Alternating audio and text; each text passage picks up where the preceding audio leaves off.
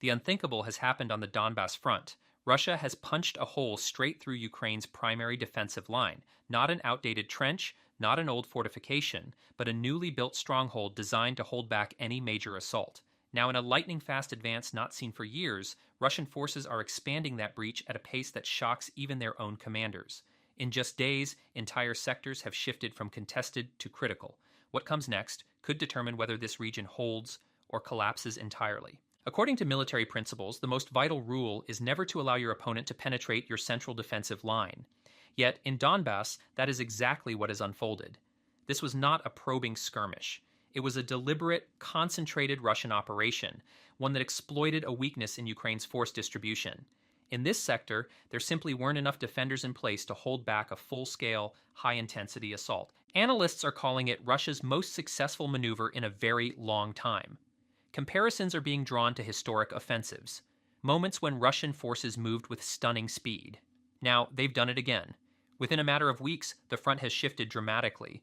The breach isn't just a tactical setback, it's potentially a strategic disaster. This was one of Ukraine's newest defensive lines, engineered to withstand massive assaults. But in this case, the problem wasn't the design, it was the lack of sufficient manpower to defend it.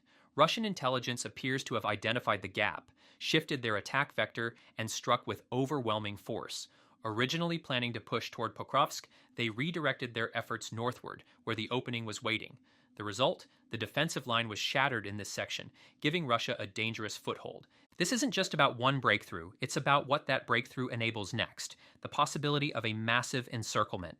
Military observers warn that Russia could now create a large pocket, potentially trapping Ukrainian forces if they manage to press forward from multiple directions. Reports confirm they've already expanded their bridgehead. The speed of the advance is alarming. Estimates indicate Russian forces are pushing forward at up to 10 kilometers per day. That kind of momentum is rare in this war and almost always signals trouble for the side on the defensive. The urgency is clear. Reinforcements should have been sent yesterday. In fact, some officers say they should have been deployed a week ago.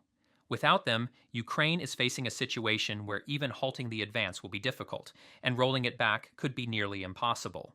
And the threat isn't limited to this one breach. Russia's movements are setting up a much wider offensive plan. From the north, Russian forces are advancing toward Lyman, now just 11 kilometers from the current fighting. Their objective is clear: cut the road to Sloviansk and threaten Ukraine's northern supply routes.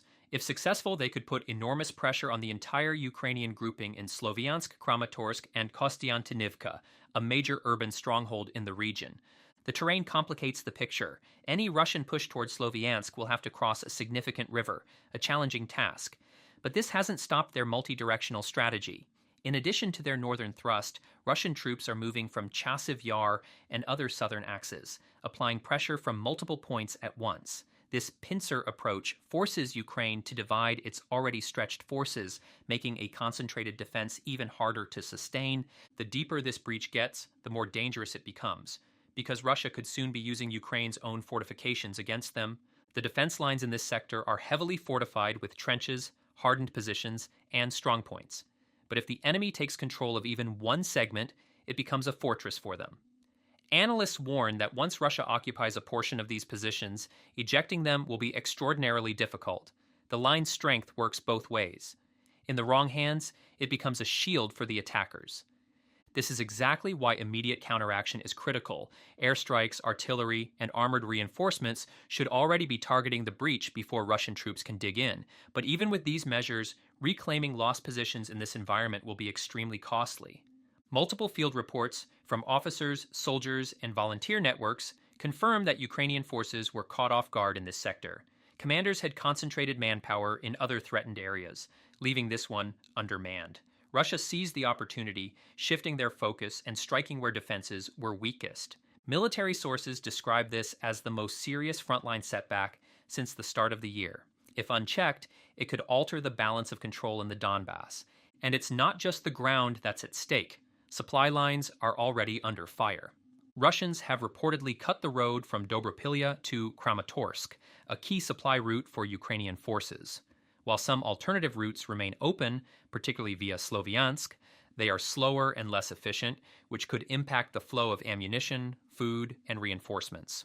Moreover, fighting is ongoing for several villages near this corridor, adding further instability to logistics in the area. Adding to the complication, Russian sabotage and reconnaissance teams have been reported moving beyond the front, attempting to infiltrate deeper into Ukrainian-held territory to disrupt operations and spread confusion. President Volodymyr Zelensky has publicly acknowledged the influx of fresh Russian reinforcements into the sector. This was not an improvised push, it was a planned operation, with reserves prepared to sustain the assault. Some Ukrainian officers expressed surprise at Russia's ability to execute such a fast-moving attack at this stage of the war. But they caution that it's not necessarily due to sudden Russian military excellence. Rather, it's the result of a Ukrainian defensive failure at the command level. There are growing calls from the field for changes in priorities and urgent redeployment of forces before the breach widens into an irreversible gap. Because if this breach becomes a bridgehead, it could unravel months of defensive work in a matter of weeks. Deep State and other military analysis groups emphasize the stakes. Their assessments, based on soldier testimony and field observations, confirm that once a fortified line is taken, reversing the loss is extremely challenging.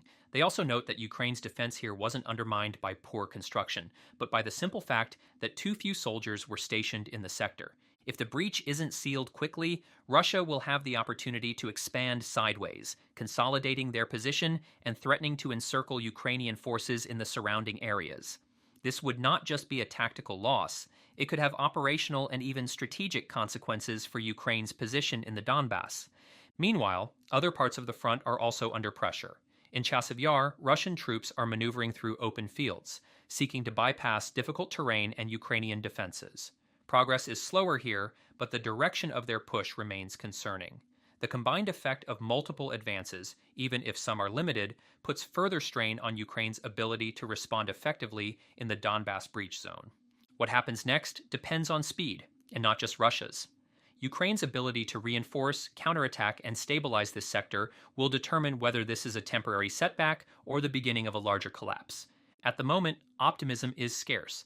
Field officers caution that without significant reinforcements, the best-case scenario may be halting Russia's progress rather than reversing it, and even that will be difficult, given the pace of the Russian advance and the depth of their initial penetration. The coming days are likely to see intense fighting as Ukraine tries to prevent the breach from widening. Every hour matters, because every kilometer gained by Russia in this sector pushes the front line toward critical infrastructure, major population centers, and vital supply arteries. If Russia succeeds in holding and expanding this bridgehead, it will mark one of their most impactful territorial gains in months, and could set the stage for further offensives aimed at destabilizing the entire northern Donbas defense. The urgency is unmistakable. Ukraine must act decisively, redeploy forces, and utilize every available asset to contain the breach before it becomes the cornerstone of a much larger Russian advance. The situation in Donbas is deteriorating quickly, and the consequences of inaction could be felt far beyond this single sector.